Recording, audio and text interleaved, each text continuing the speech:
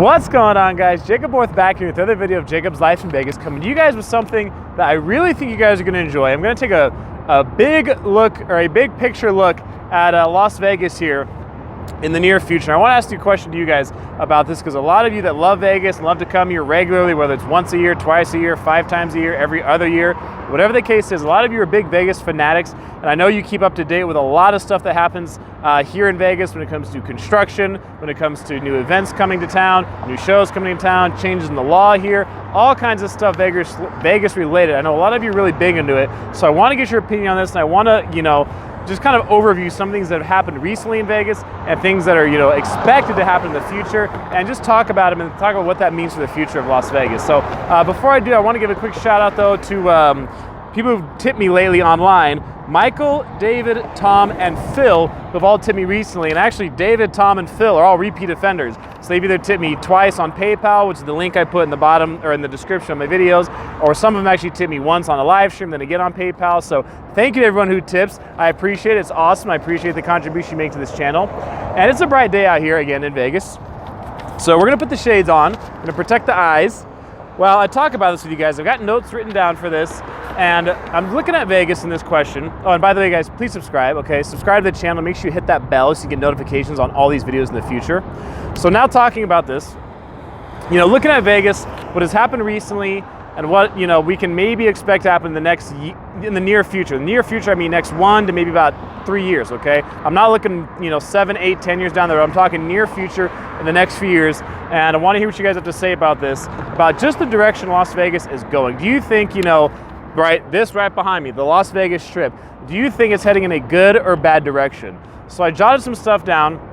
I jotted down some things I think are good signs for the future for Las Vegas. Some things that I think are a bit questionable. They might seem good, but there might be a little question behind it. And some other things that are essentially just more concerning is what I'll say. Some might even say these are bad signs, but we'll see and we'll go over these, okay? So some of the good things that have happened in Vegas recently that have taken place, right? A lot of the construction that you guys see, okay? Construction around here has been going on. It's usually a good sign for the local economy here in Las Vegas. There's construction going on, there's development. That usually means things are going well, people are moving to town, jobs are being created, people have got unemployment, they got money coming in. It's a good sign all over usually when you see construction on the Strip and even in the local area here in Southern Nevada. So, certain construction projects that are here, right? Resorts World, big one that got postponed before. Now it's taken on over at the north end of the Strip. It's going on down there. That's supposed to open in the near future. The convention center, that's being expanded, right? Also right near Resorts World in that area. So it's more expansion going on there for the business crowd that wants to come here to Las Vegas, that wants to spend their money in conventions and conferences and things like that. We also have MSG Sphere. That's going on over behind the Venetian Palazzo. We have some more shopping coming into place here. We have the Raiders Stadium, actually where I'm standing at right now, guys. I'll flip this camera for you so you guys can see. There you go. There's progress on the Raiders Stadium going right now. So, we got some big projects taking place here. So, a lot of people look at that, they say, hey, that looks good for the future, right? The next couple of years, we're gonna have a lot more stuff going on here in town, a lot more options available for rooms, for convention space, for entertainment, things like that. So people say, hey, that's good. And I agree, a lot of those are good things. A lot of that new development is good here. We have some other things that might sound good, or they just may look a little questionable, they may be a little harder to decipher. One of them I'll bring up, this might surprise you a bit, is Wynn Resorts and how they decided to stop charging for parking. Now, most of you are going to say, hey, that's awesome, that's great that they did that. And, a lot of people are happy. Of course, I like a lot of people, was not thrilled when they started charging for parking here on the Strip to begin with. But again, it is their property. And, if they want to charge, they can charge if they think people are going to pay for it. But one thing that's interesting to note, though, with Wynn Resorts that has happened, really early this year, they've had a rough start to the year, I would say.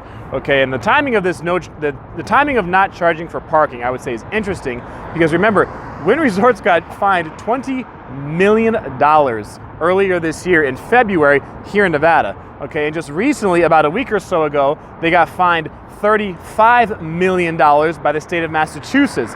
So Wynn Resorts had a rough start to this year. So I think, it could have been that, they got rid of the parking fees to either, hey, maybe cover up some of that possible negative press they were getting. Maybe they were actually thinking about it for a while. They just decided to release it this time. That also happened to be when they got fined. But that was one that kind of caught my attention when I heard about they were stopped charging for parking. Then a longtime local here goes, yeah, he goes, they might be doing it though to try to get rid of some of that bad press for the $35 million fine they just got in Massachusetts. So, no parking, good sign for a lot of people. A lot of people are gonna love the fact they don't have to be paying to park at the Wynn anymore, but also all that fine money they've had to pay, any internal issues they've got going on, and that operation could affect obviously what happens for them in the near future here on the Strip.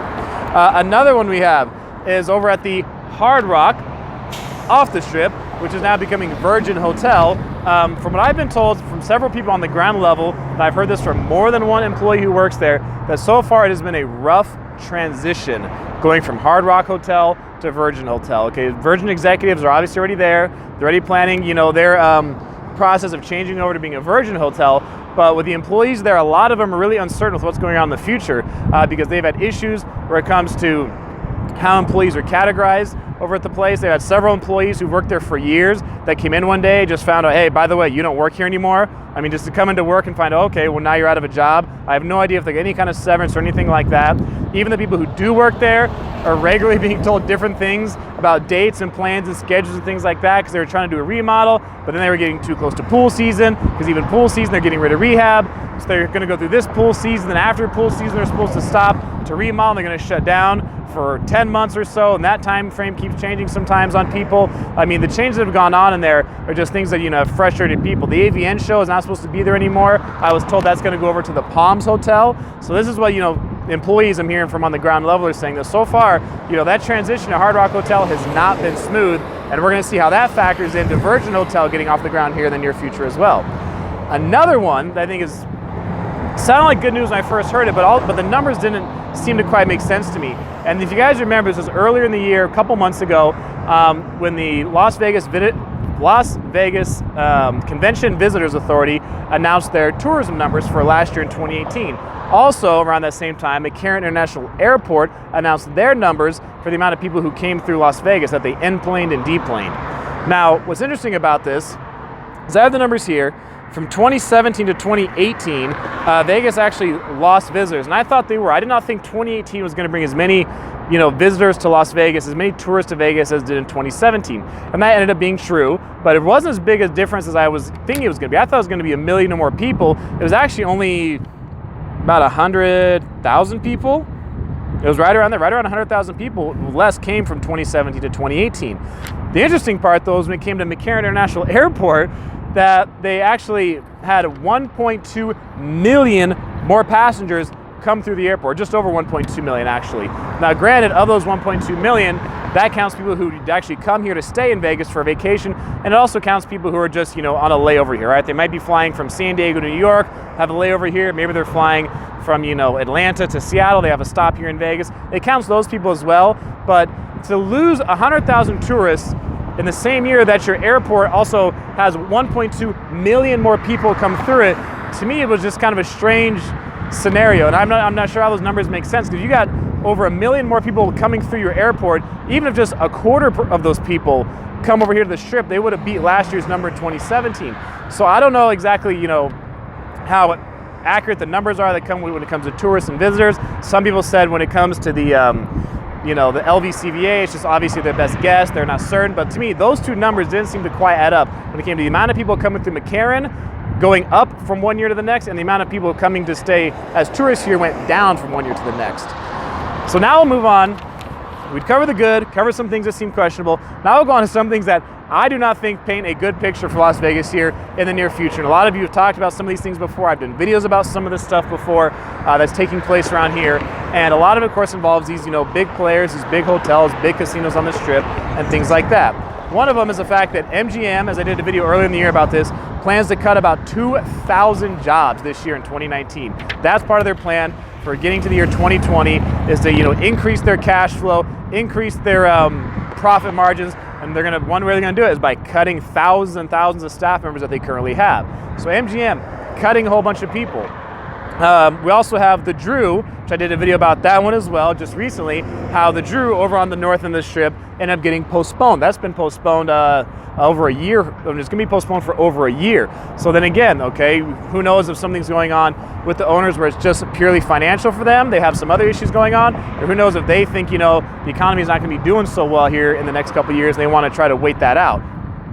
Also, other rumors of places like the Cosmo being for sale. That's another one. The Rio rumor of being for sale. Also, MGM last year, they sold Mandarin Oriental. So MGM sold a property, they're cutting staff. Other places are rumored to be up for sale. Carl Icahn is pushing Caesars to sell. So it's interesting, you have a lot of these big players, all supposedly, remember, a lot of this is rumor.